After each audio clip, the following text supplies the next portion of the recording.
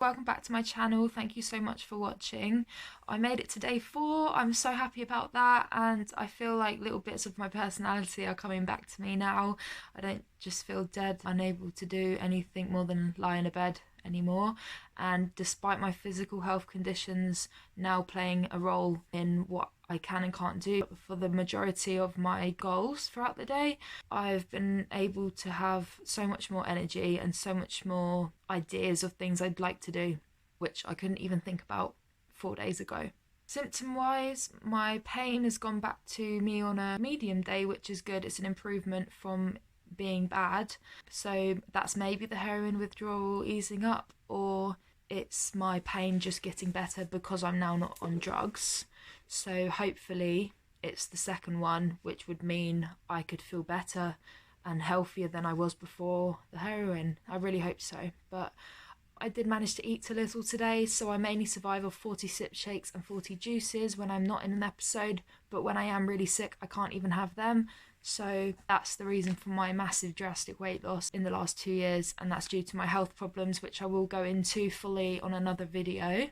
One thing I wanted to talk about quickly today, as this is going to have to be a very short video, is in recovery, especially self-recovery that you are doing at home and mostly by yourself, is setting a routine. So make sure you set some kind of routine of what you're going to be doing that day. It doesn't have to be a full-on routine of, oh my god, I'm gonna wake up and do a 2-hour workout at 5 a.m. and then I'm gonna go for a run, and then I'm gonna go to the movies or go to the park with friends, and then I'm gonna do housework, and then just all these time consuming and very exerting things which would just be too unattainable and unachievable. And if you feel like you failed at the first hurdle because you failed to do too much, then it's going to make you feel really bad, and you might feel like you'll never get able to do those things. So the best thing is to set a routine, but set a routine that is small. Your routine, for example, could be wake up at a reasonable time, have a shower or wash, and then get dressed, and then make yourself breakfast of whole, unprocessed, nice food that you've planned the day before, like fresh fruit and stuff. Then lay in bed and rest or meditate for a couple of hours. And meditating and reflecting can include just watching a TV show, but not just random ones that you're skimming through with your eyes. Like, pick a TV show or a movie that you really love or that you really want to watch. Have that for 2 hours, and then say 1 p.m. rolls over, it's lunchtime, have something healthy and fulfilling, and then afternoon go for a walk or something, or have a little bit of exercise once you're well enough and feel able to. Because I know these first few days you are still going to not feel like doing any of these things.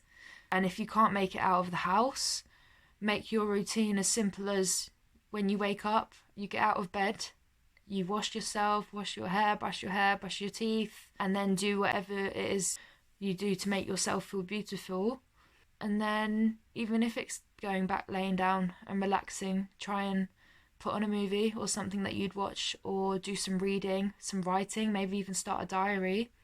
That's how this started, actually. And then maybe make a list of friends you'd like to speak to that day over the phone, so you can have a few chats on the phone for 20 minutes, 1 hour, 5 minutes if you don't have that much energy in you. And then you have your evening routine, your wind down routine, where you relax with a bath with candles, or a shower if you don't have a bath. Even if you don't have hot water, you can still have a quick shower. I know it will hurt in the moment, but you will feel so much cleaner and nicer afterwards if you can just be, your body can be washed and clean, and then you have your clean dry clothes to put on after. And if you are struggling for somewhere to live or food to eat and clean clothes and stuff, say if you don't have proper electric or like a washing machine where you live, or you don't have a proper place to live, please Google the services near you. In the UK we have lots of like food banks and outreach places. Go to the churches in your local area and ask what help they offer for people on the breadline. And that help is not just for people who are street homeless, that help is also for people who are sofa surfing but can't pay for themselves to eat. It's for the ones who live in a building but there's mould there, so they can't sleep there at night, or there's no access to hot water, so they can't wash properly and they can't wash their clothes properly. Please reach out for help, because there is something in every area, and you will not be judged or looked down on for asking for help. I think it's quite hard with the addiction when you look like me to go in and ask for help and say, look, I've lost everything, I'm homeless, I need a bed to stay for the night, and they look me up and down and say, no, you obviously have somewhere to stay tonight. Because I go in, I've always washed and brushed my hair, try and wear as nice clothes as I could. My face will look pale and I might have bags under my eyes, but because I make such an effort with my appearance when I'm at the height of my addiction, it's so hard to be believed at treatment centres and even by drug dealers. I always have them say to me, like, you know, who are you buying for this for? Where did you get this number? Do you even know how to smoke it? And it's like, no, it's for me actually. And it's like I pulled my arm up and said, no, I inject actually, and showed an abscess bruise that was about this big, and it covered from here to here on my forearm, and it was really bad. And they're like, oh, okay then.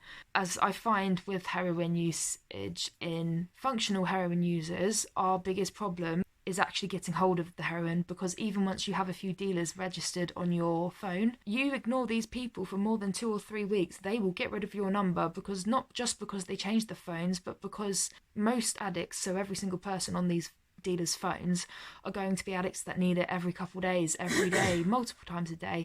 And when you stop buying for a few months, they assume you've either gone into rehab or that you were pleased, and they get rid of your number, and then you can't get any drugs. I would like to talk more about this tomorrow, but for now, my main points are just going to be focus on being healthy, being in a routine and looking after you, taking me time, eating, sleeping and resting. And love yourself, because you are loved and worthy, and if you feel no one loves you, I love you. Okay, good luck, and I will catch up with you tomorrow. And I'm sorry it was such a short and very interrupted video today. Hello YouTube, it's day 6. I wasn't able to do a video yesterday. I'm really happy I've made it to day 6, and this is how far I got the last time being sober before relapsing on my last relapse. So it's quite a big day today. I should feel happier, and I am proud of that, but I've had a really bad morning today. I had a full-on meltdown with my mental health. I've spent the last hour or so crying and shouting and just wanting to scream and bang my head. It started over small things, but I've spent the last hour having a full-on panic attack. I've been crying and screaming and just pacing up and down the hallway because I'm just so done with being ill and I can't do it anymore. I'm not gonna do anything stupid or kill myself or anything, but I feel so frustrated, and I had a big argument with my dad, who's brilliant and tries to be there for me with my health problems, but I think parents just don't quite understand it. And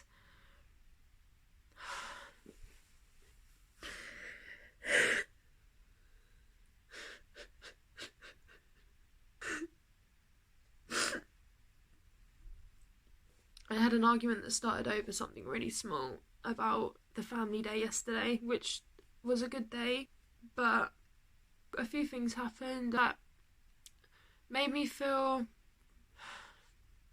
my family don't really understand or make allowances for my pain, and I feel like if something is a problem that's going to make me ill, something normal that wouldn't bother somebody else, like something as simple as me not having enough leg room in the car that I'm getting a lift in, if my knee's touching the metal of the front seat, and obviously that's going to hit me every single time we go over a bump or anything, then that's going to cause me pain for days, and that's going to affect what I can do for the next few days, which is already very limited because of my health problems. So to them, I'm having a meltdown or kicking up a fuss because I don't have enough leg room.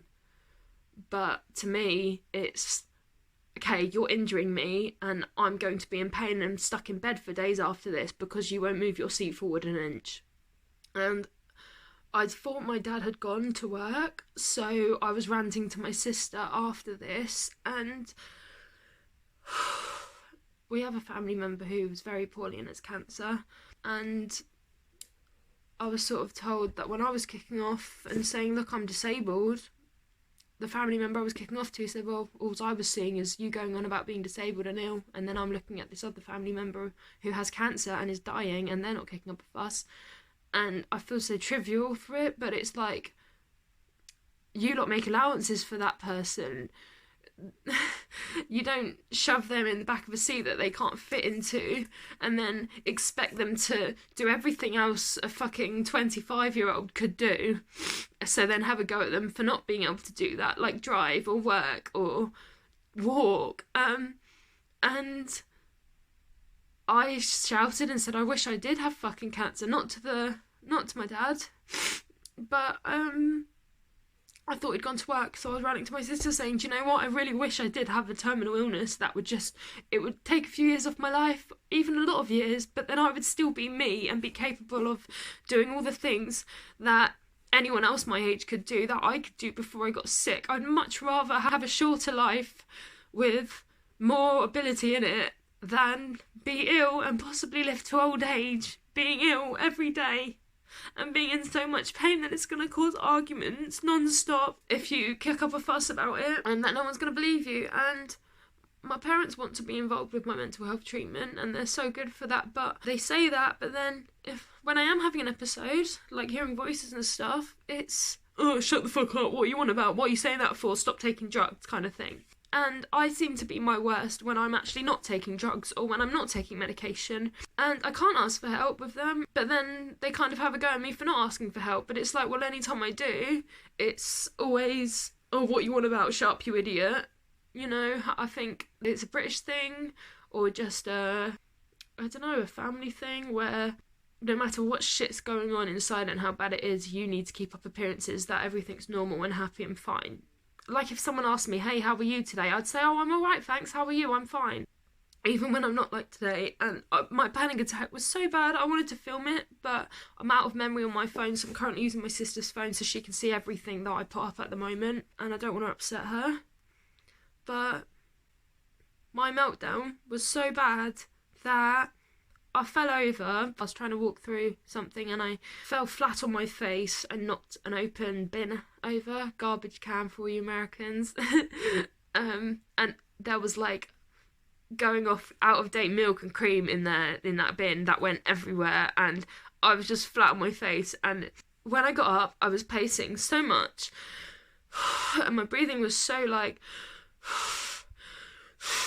that.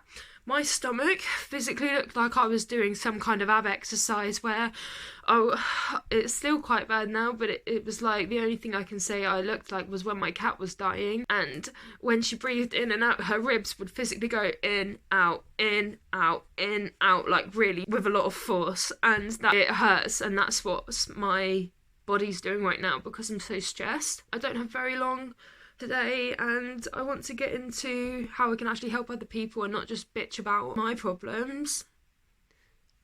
And it's supposed to be a good day today, a celebration day for making it to day 6, but I just feel like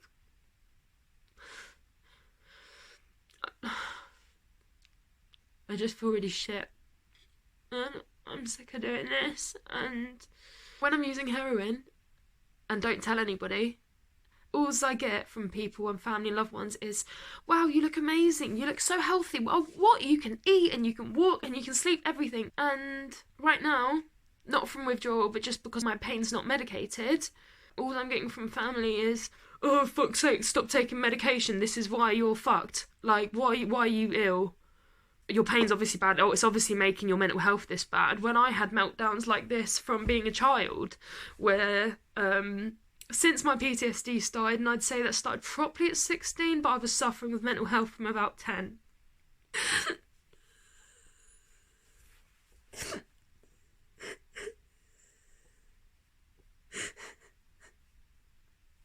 I don't want another day like this. I don't want to feel like this. I'm not going to use because I'm trying to prove a point that, 1, that I can stay clean, and 2, that it can be used for pain medication. And if I had been on it and not using it for mental health and just using it for pain, I would not be crying my eyes out today. I would be fine and I would probably be doing a shitload better than I am today. I really, really wish it was legalised for pain, in severe pain. And I wish patients with chronic pain, like fibromyalgia and chronic fatigue syndrome and any kind of chronic illness that's debilitating that they cannot see, I wish we were just believed. Because when I first got diagnosed with this, I was told, okay, you can have this medication for pain. It was gabapentin or pregabalin. And as soon as my actual doctor found out I'd been put on this by this other doctor, she literally said to me, no, no way, you're not having that. You're probably selling it. And don't try telling me you lost it on the bus because I won't be giving you more. And, like, you wouldn't say that to a fucking 50-year-old.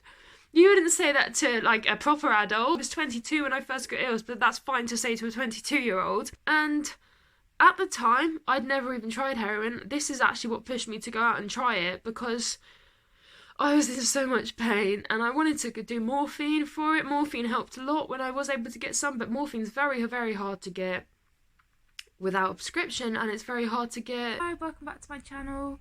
It's day 7. I made it to day 7. It's not going to be that long a video today because my neighbours have a lot of stuff on that's really loud outside, so I'm not going to film for long because it's going to be a really crap quality video. But just a quick check-in. I feel okay. I don't feel as bad as yesterday, but I feel really... I do feel as shit as yesterday, to be honest.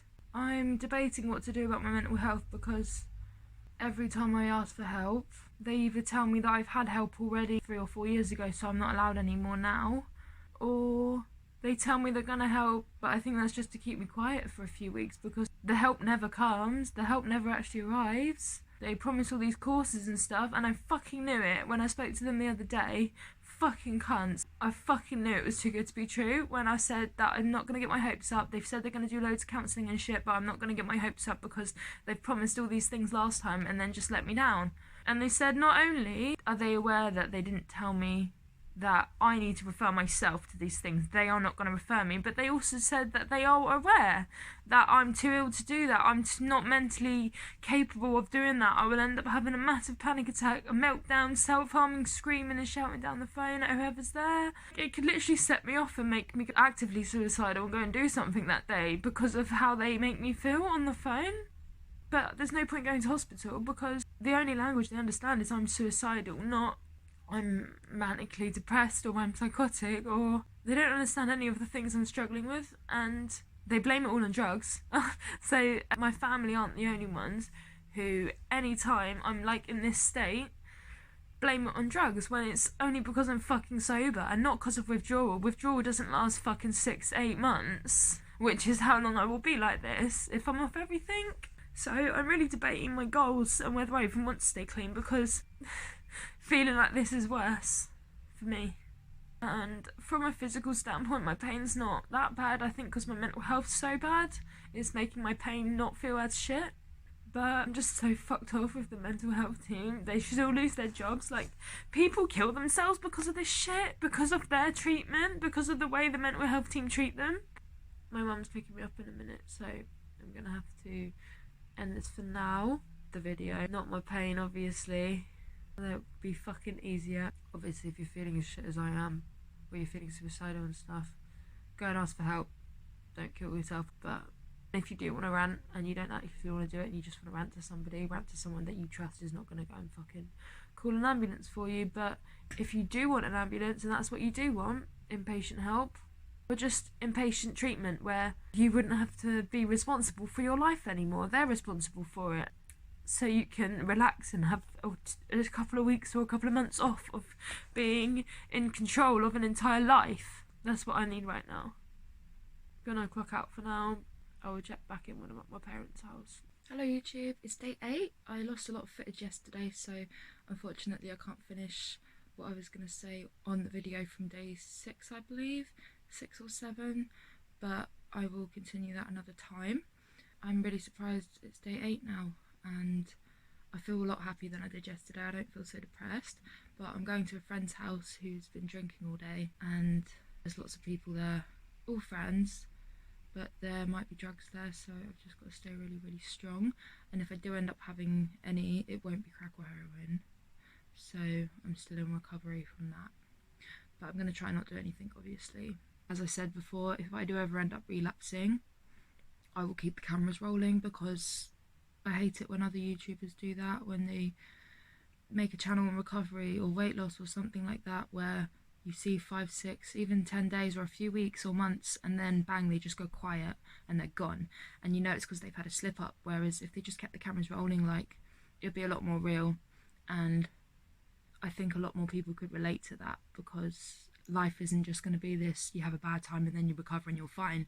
Recovery is a lifelong journey, and there will be ups and downs, and I'm sure I will relapse at some point again in my life, but whatever happens, I'm going to keep the cameras rolling, because I know it could help other people, and it can help me identify my triggers. I know a big trigger for me is payday, and the other trigger is being drunk, so I just need to stay away from those two things and I'll be fine. Or now that I've identified them, I can plan for how I'm gonna deal with the temptation when it does arise in those situations. I hope everyone's having a good day, and I will try and check in later, but it's quite hard to film at the moment because I'm quite poorly with my physical health and I'm just really exhausted all the time. But mentally I'm fine, and I'm gonna try and film a bit more and make more informative videos like my first one. Thank you for watching.